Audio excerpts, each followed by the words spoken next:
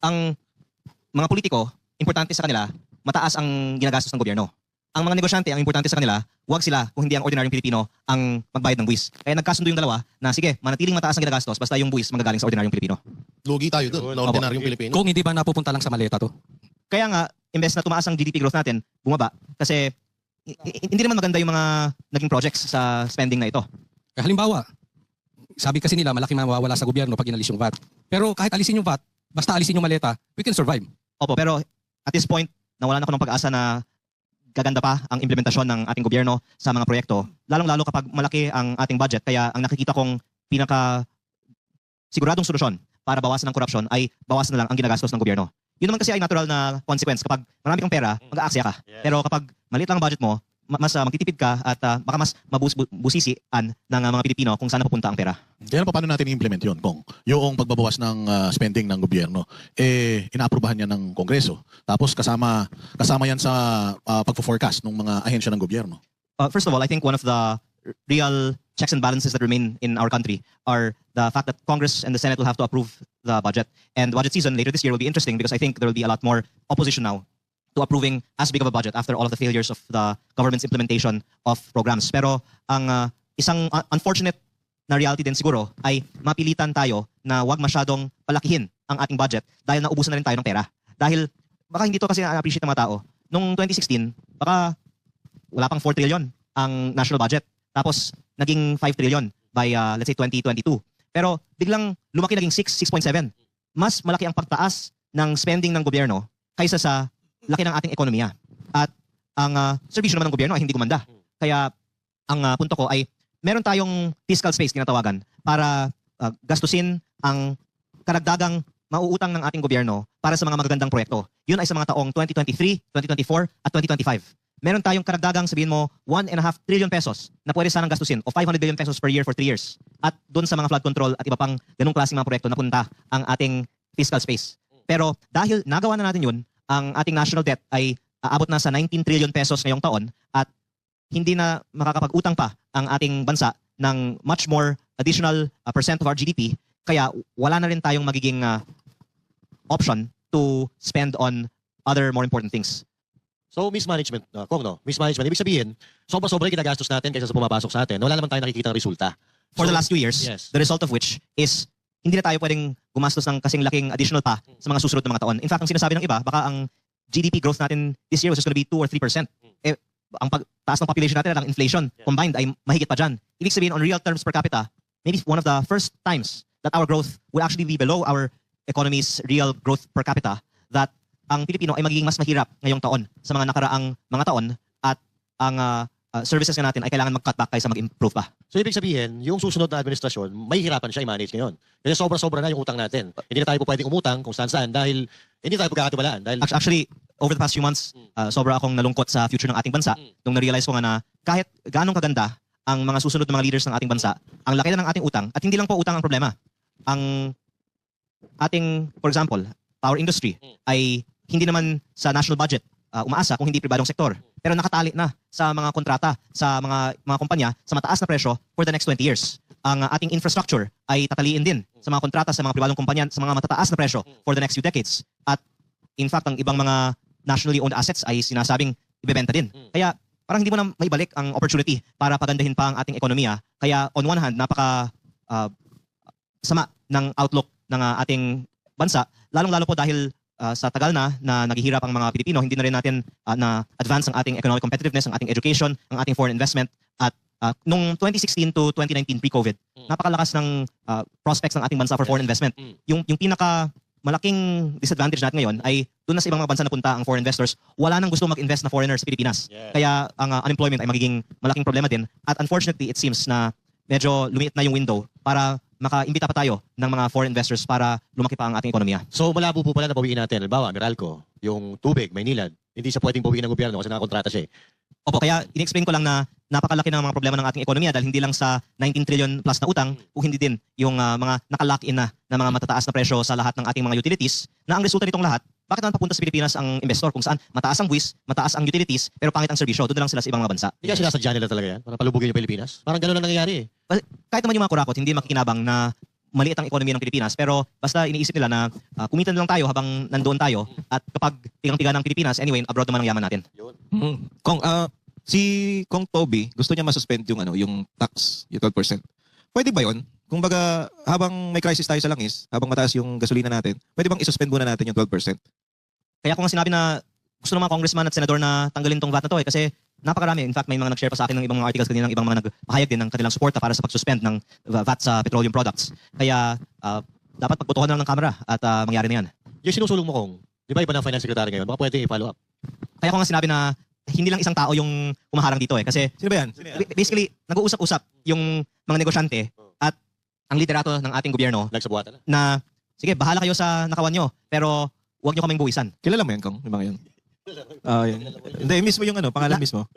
Pangalan mo kahit Hindi sa... po Babae, point out ko lalaki, lang. Kong? Yung Babae, isang lalaki? mga hindi masyadong napag-isipan ng buti siguro ng mga politiko, madalas silang uma-attend sa mga events ng mga negosyante. Eh doon mo makikita sino yung donor nila sa kampanya. Di ba? At hindi masyadong binubusisi siguro paano nakinabang sa mga polisiya ng gobyerno ang mga kumpanyang ito, lalo na yung mga dinner hosted by this, di ba? O sa mga social events nila, sa mga council nila. Hindi masyadong nabubuksan kasi sa traditional media ang conflict of interest ng mga pribadong negosyante sa mga politiko. Pero pinapost naman nila sa social media ang mga kaugnayan nila. So konektado rin pala dyan yung sinabi kamakailan lang ni Kiko Barsaga na ang promotor talaga ng sa Congress ay si... Actually, ang buong kongreso ay kinokontrol ng mga negosyante. At alam naman ng marami na maraming mga partido dyan ay may kaugnayan. At pati naman ang mga hindi na sa partido ng mga negosyante ay may kaugnayan din sa mga kumpanya. Kaya kung napansin nyo, Pero hindi ba masama yun na makipag-usap ang mga congressman sa mga... opo, kaya actually ako, medyo ayaw kong masyadong makipagplastikan sa kongreso na pinapalabas ng iba na para sa reforma, para sa tao tayo. Pero ang katotohanan naman, maraming mga tao sa gobyerno ay nandyan para protektahan ang interes ng mga negosyante. Pero buti hindi kayo natatakot, ano? Kasi kay Barsaga, niyari siya doon kay Rason, eh. Di ba? Naalam naman natin, eh. Yung nangyari kasi doon, tinailan ng kaso. Oh, Kaya ang maganda siguro, konsulta ni Kong Kiko, who by the way, kakasama ko lang siya sa Liwasang Bonifacio, na kumuha siya ng magaling na abogado para kahit na makasuhan siya, ay sigurado siyang mananalo sa kanyang mga kasi parang kaso. nagtutugma doon sa sinasabi ninyo na mayayaman talaga ang nasa likod nitong mga congressman. Opo. So, can we say na somehow, may punto yung sinabi ni Congressman Kiko? Lahat ng ating mga economic policies ay ginagawa in consultation with at hindi nga ito itinatago. Kasi may mga council nga ang ating gobyerno with businessmen, di ba? Eh, hindi naman siguro gumagawa ng mga council ang ating gobyerno sa mga negosyante dahil lang naniniwala ang ating gobyerno na ang mga negosyanteng ito ay may magandang mga ideya. Ito po ay kapalit ng mga nakaraan ng mga transaksyon. Pero ang vocal ba sa Congress, somehow, kayong dalawa lang? Wala ba kayong makakasama dyan na talagang nakikipaglaban din na matanggal na itong VAT? Pag tungkol sa VAT, maraming mga kakampi nga. Yung totoong kakampi, iba Opo, yung kasi kakampi nyo ako pero pagdating sa botohan, nawawala na. I think marami naman mga totoong gustong ibaba ang VAT at nasa liderato nga ang pag-schedule So ng si pagbaba Speaker ng VAT. D nga ang isang salarin kung ba't hindi matuloy-tuloy ang pagbaba ng VAT.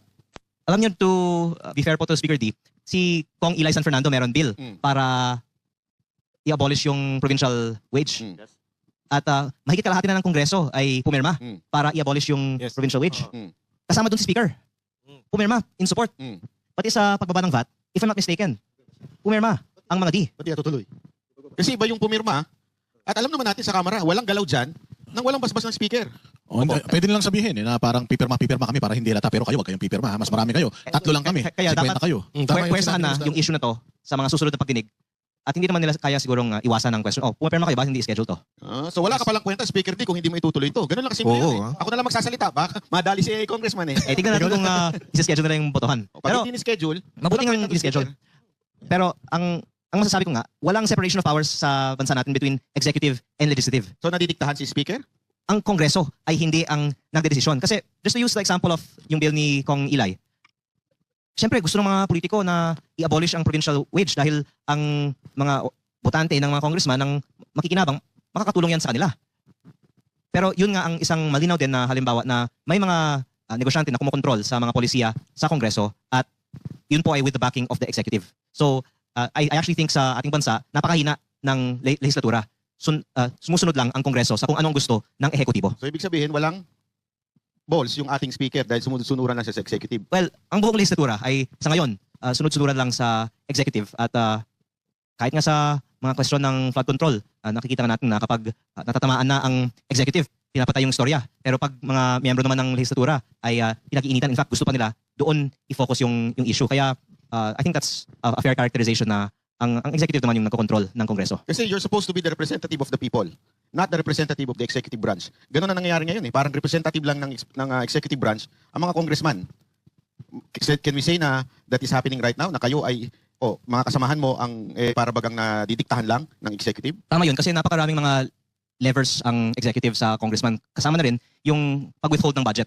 In fact, isang interesting episode nga ay nung si Deputy Speaker Ronnie Puno at ang ibang mga congressman ng National Unity Party ay nag-press con na nagka-question bakit hindi pa nirelease ang budget ng DBM sa DPWH. At hanggang ngayon, wala pang narilisan sa aking pagkakaalam sa buong bansa. Tinanong ko din to after the hearing on Wednesday kung meron na, wala pang kahit isang project sa buong bansa na napondohan na ng executive branch ngayong taon. Kayo po ba nakakatanggap pa ng budget mula sa executive? Lahat nga ng mga congressman ngayong 2026, wala pang narilisan. Hindi, kayo sa, po. Lahat nga, wala. Wala. Sa DPWH. Opo. At syempre may DSWD, may iba-iba pang mga ahensya ng gobyerno na may unti-unti nang lumalabas. Pero nakakapagtaka, una, bakit April na, wala pa? Kung ito po ba ay dahil kulang ang pera na ng ating gobyerno o pinipigil lang for some reason ang pag-release ng budget. Pero yun po ay ang explanation bakit mabait ang mga ordinaryong congressman sa executive dahil sila nga ang may control kahit ng pag-release ng pera. Hindi, kasi kaya ako natanong sa inyo yun, kasi sigurado naman ako, dahil sa ginagawa ninyo, hindi kayo nabibigyan ng pondo ng executive. Pero kinakaya ninyo. Nakakaya ninyong mabuhay, nakakaya ninyong gampanan ang inyong trabaho bilang representative ng inyong lugar. Pero bakit kaya sa tingin ninyo itong mga kasamahan ninyo hindi kaya yun? Hindi masatisfy sa sahod lang nila. Kailangan talaga nilang kumita. Actually, I think in the overall picture, malaki ang ginagastos ng mga politiko para manalo sa kanilang mga posisyon. Kaya ang ninanakaw nila ay para lang din manalo sa susunod na eleksyon. At ang iba nga ay natatalo pa at gumagastos pa. Kaya ang dapat baguhin siguro yung sistema na magastos ang ating mga eleksyon. Kaya din naman yung mga iba, kung ang pinapalabas nila, hindi naman sila nagnanakaw, pero ginagastos sila sa kampanya, ang pera galing sa mga donor. Kaya kailangan palaging tignan magkano ang ginagastos ng mga politiko para manalo sa kanilang mga eleksyon at ano ang kapalit ng ginagastos nila. In my case, certain lang ako na may kakayahan na ako bago ako pumasok sa politika at hindi ko naman napapakinabangan ng aking pwesto ngayon para sa aking pribadong interes kasi binenta ko na rin ang aking negosyo. Kaya nandito lang ako dahil in-enjoy ko yung ginagawa ko. Pero kung hindi po sa nagkataon lang na may kakayahan ka at gusto mo lang pumasok sa politika, kung ikaw ay nangangailangan ng suporta ng iba, maaaring sabihin na maraming mga congressman at senador ay may magandang intention sana. Pero dahil nakaasa sila sa mga funder, kung galing sa nakaw sa gobyerno man o sa mga negosyante man, ang resulta po nito ay hindi nila kayang paglingkuran yung interes ng karaniwang tao. So may kakayanan kayo bilang tumakbong Congress. May kakayanan kaya kayo tumakbo ng senador? Kasi gusto namin kayong tumakbo eh. Well, ang gusto ko kay Donald Trump noon, bago siya pumasok sa Iran, ay ipinagmamalaki kanya na hindi niya kailangan tumakbo para yumaman. Dahil mayaman na siya. Kaya kaya niyang paglingkuran ang ordinaryong mamamayan. Pero ang iba naman nananalo na hindi kailangan gumastos ng malaki. At ang point naman ay hindi lang naman dapat ang mga mayayaman ang tumakbo. Pero ang point, and I'm bringing this out because medyo na-turn off ako sa hypocrisy ng iba sa ating politika na nagkukunyari na sila ay para sa bayan dahil hindi sila nagnanakaw galing sa flood control. Pero ngayon na tinatalakay ang mga economic policies, tahimik sila sa mga makakatulong sa mga ordinaryong tao kasi hindi man galing sa flood control ang pondo nila, galing naman sa mga donasyon ng mga negosyante. So itanong natin ngayon sa ating mga kababayan. Gusto nyo ba tumakbo si Kong sa Senado? Comment kayo dyan ha. Dami na daw, masyado, magkakamag-anak na. Nandun pa yung mami niya sa Senado eh. Hindi, kung maganda naman ang ginagawa eh. Oo. Hindi, in fairness ha, na-interview ko ang mother nyo eh. So alam ko na maayos ang ginagawa. Di ba last term na nung ano niya? Yun lang kasi ang reservation ng tao eh. Kasi nga yung anti-dynasty bill, pabor ka ba doon? Di ba? Kasi syempre may nanay ka sa Senado. Tapos dahil sa mga pinakikita mong husay ngayon, tsaka pagmamahal sa bayan, parang gusto rin ng mga tao Pero na. ang tanong dyan, mas gusto mo ba si Soto na kahit walang kamag-anak na nandun kaysa sa kanya? Ayun lang. Ayun nga kasi hindi ako naniniwala ako sa naniniwala ako sa yung dynasty na mabuti. Meron din naman mga dynasty na masama. Oo, di ba? Pero tanong, si Kong, gusto mo ba? Sa totoo lang, ayoko naman talagang maging politiko at hindi naman ako excited na tumakbo para sa anumang posisyon sa susunod na eleksyon. Gusto ko lang na magkaroon ng malaking pagbabago ngayon na. At ang wish ko nga sana over the past few months was magkaroon ng mas malaking political changes sa ating bansa pero hindi na isa katuparan. Pero ako po naman kasi ay may magandang ng buhay bago ako pumasok sa politika at hindi naman ako masyadong excited na tumakbo para sa isang posisyon. Now that being said, pagdating sa question of dynasty, ako po ay sangayon sa anumang pinaka-extreme version of the anti-dynasty bill kasi nga hindi naman kami sa aming pamilya nakikinabang sa ating mga pwesto So kung ano man ang oportunidad para mag-occupy ng isang position, then tatanggapin na lang natin. Pero ang masasabi ko nga na nagiging diversion na rin kasi yung question of political dynasty eh. Parang yun ay naging misdiagnosis ng tunay na problema ng ating bansa. Na ang tunay na problema ay more of corruption in government and control ng mga negosyante sa ating politika. Hindi yung maraming mga magkamag-anak na nasa mga pwesto sa gobyerno. Pero kung pinag-usapan na natin ng mga reforma sa politika na talagang makakatulong, hindi yung pag-regulate sinong pwedeng mag-occupy ng mga posisyon. Dapat bawasan ng mga posisyon. I think nabanggit ko naman na din ito noon, pero kaya lang naman nagkakaroon ng political dynasty dahil ang daming mga pwesto sa Kongreso, 318. Kaya may mga mag-asawa, magkapatid. Eh kung gawin lang natin 100, ang mga Kung tanggal- posisyon sa Kongreso,